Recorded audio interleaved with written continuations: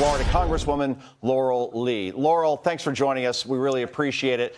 So here we have a situation where, again, just incredible that, and quite frankly disturbing, that for the second time in 64 days, somebody tried to take the life of the former president who currently could be the next president.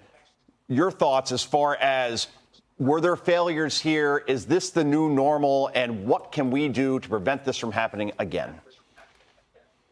Well, there are a couple of things that are important when it comes to the Secret Service's job protecting people like President Trump. The first is, of course, we've heard about the differences between the type of resources assigned to a sitting president versus a candidate.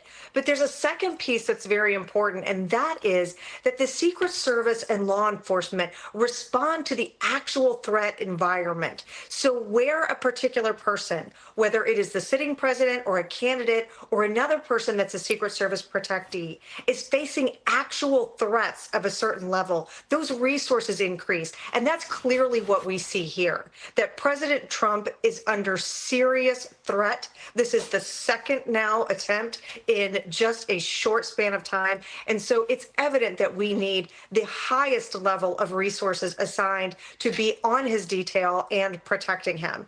There is an important distinction, though, for the events of today that we should note. And that is this. In the task force, we've spent a lot of time looking at the failures and the breakdowns and the things that went wrong in the days and the hours leading up to that attempt on President Trump's life. And today, we do have agents on the ground who were with the president who took swift and decisive action to stop this threat, and the president is safe tonight. So this was a very significant and important success by the agents who were with the president today. That being said, clearly our work is ongoing to take a look at what resources are there, what resources are assigned, and are they adequate to meet this intense threat environment that clearly exists in the United States of America today. So, Congresswoman Charlie Hurt here. Thanks for joining us tonight. Can you, you've been obviously studying this very closely ever since Butler. Can you point to any large systemic changes that have been made that should give American citizens any sort of relief or any sort of optimism that the government is taking this stuff seriously? Well, I do know that within Secret Service, they have been taking a very close look at that allocation of resource question.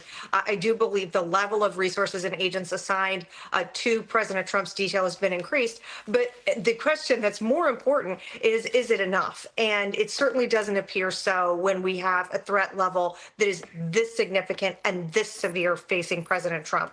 And Joe Biden and Kamala Harris should come out right now and direct every agency that has a role here, from Department of Justice to the FBI to the Secret Service, to put their full force, effort, and attention and resources on making sure that President Trump is kept safe, just like the other protectees, Vice President Harris and others, should be kept safe if they are under protection. And there is a reality to the number of Secret Service agents that we have. There's a finite number of agents. And so we need to make sure that they are able to hire and retain and train the best and the brightest. And if what we're seeing in America today, and I believe it is what we're seeing, is that we are just living in an extremely elevated threat environment. Director Wray of the FBI has been telling us this. He has testified in front of Congress multiple times and made clear and left us with the warnings about the extraordinary level of threat in our country today, that we need to be taking a serious look at whether we are allocating resources correctly.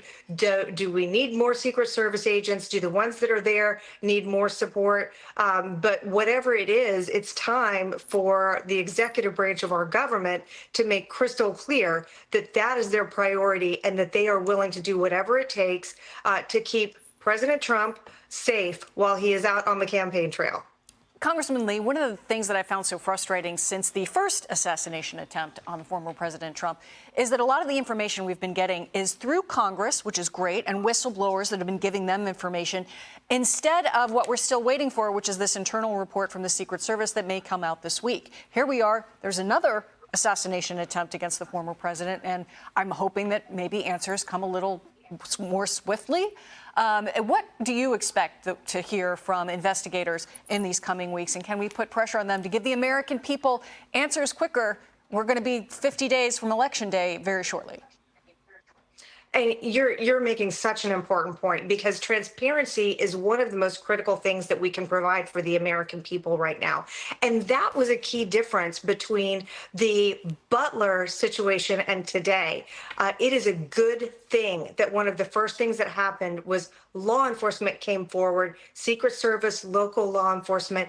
They made themselves available. They had a press conference. They shared what they knew. Of course, that's only partial information, and there will be more information coming out in the weeks to come. One other key distinction here is that we have the suspect in custody. So one of the things that we will be finding out here in the coming days, is he talking? Has he shared information with investigators? So that's one thing that could be a critical difference. We'll also have the opportunity, of course, to take a look at his social media, his contacts. What's he doing? What can we learn about him? What can we glean? Now, going back to Butler, that's exactly the type of information. So the first thing that we will hear is really about the preparation, the planning, and some of the things that went wrong that day. We know already that the planning and the site preparation obviously wasn't done adequately. The perimeter should have been broader. The buildings that were there at the site, they weren't very numerous. Those buildings where that man was able to get up on that roof should have been secured. But the other really important thing that we've learned about Butler is the failure to communicate. That we had a team of local law enforcement and federal law enforcement there together, but that their communication wasn't adequate. So if one person saw something, another person that was there might not have known it, which is so foundational to the success of any type of security mission. So I believe that the internal report that we see will have a lot of information about the mistakes that were made in the planning and in the execution of securing that Butler rally. We hope to also see a lot more information about the shooter that day and what led him to that moment and what caused him to take that horrific action. So for us, getting out there and seeing the site has been so important for the task force. A number of us have been out there together. Some of us have been out there twice. To have the ability to actually walk those grounds and see where the men and women in law enforcement were, where the rally goers were, and help us understand the type of action and response that's necessary by Secret Service in planning and preparing for an event like that. Congresswoman Lee, it's Alicia Acuna. Thank you so much for talking to us. We are up against a hard break, but I'm just curious, would your task force also take on this second attempted assassination, or would that be something totally different? Well, that's a great question. I can tell you for certainly there will be elements of our analysis that are equally applicable here. The things about training, resources, planning, procedures, making sure that what Secret Service is doing to prepare these sites is safe, all of that is going to have applicability, not just in understanding what went wrong in Butler, Pennsylvania, but in understanding what we need to do to be sure that the Secret Service is that agency we count on it to be, of agents who are protecting some of the most important threatened people that we have in our country.